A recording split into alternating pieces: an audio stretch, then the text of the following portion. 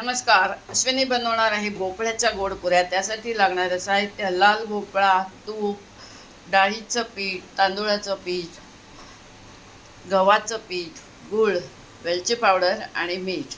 चला तर मग आता आपण गूळ आणि भोपळा मिक्सरला काढून घेऊया. तूप पातळ करूया आणि त्याच्यामध्ये सर्व पिठं बसवून करूया गरम गरम भोपळ्याच्या पुऱ्या.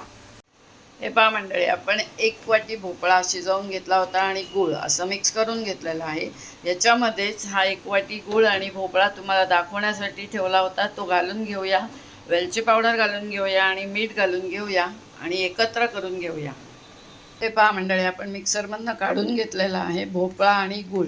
आता ह्याच्यामध्ये आपण गरम तूप घालायचं आहे आणि पिठं भिजवून घ्यायची आहेत.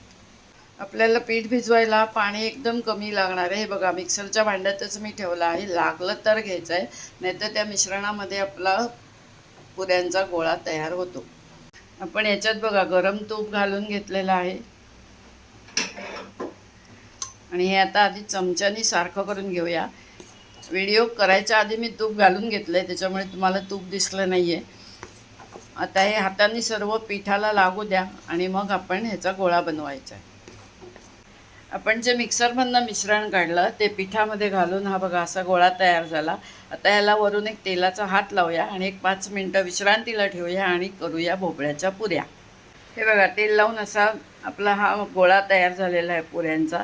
हा एक 5 मिनटं ठेवून देऊया आणि पुऱ्या लाटून घेऊया.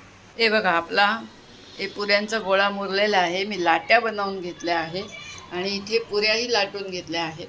आता आपण या पुऱ्या तळून घेऊया. हे बघा मंडळी, आपण अशा पुऱ्या लाटून घेतल्या आहेत. आता आपण ह्या तळून घेऊया की झाल्या आपल्या भोपळ्याच्या गोड पुऱ्या. हे पहा मंडळी, तेल तापायला ठेवलेलं आहे. तेल तापलेलं आहे. आता आपण एक एक पुरी तळून घेऊया. तेलात पुरी सोडताना सावकाश सोडायची आहे. गॅस मिडियम ठेवायचा आहे. गॅस फक्त मोठा नाही ठेवला आहे या पुरीला.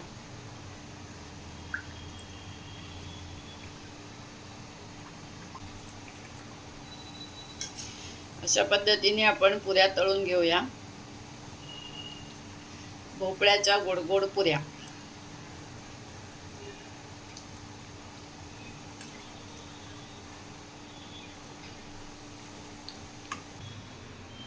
हे पहा मंडळी, आपल्या भोपळ्याच्या पुऱ्या तयार झालेल्या आहेत. इथे मध्ये हे साजूक तूप ठेवलं आहे. याच्याबरोबर ह्या पुऱ्या आता खायच्या आहेत. चला तर मग ह्या पुऱ्या आवडल्या असतील तर अश्विनी चॅनलला जाऊन लाईक, शेअर, सबस्क्राईब करायला विसरू नका.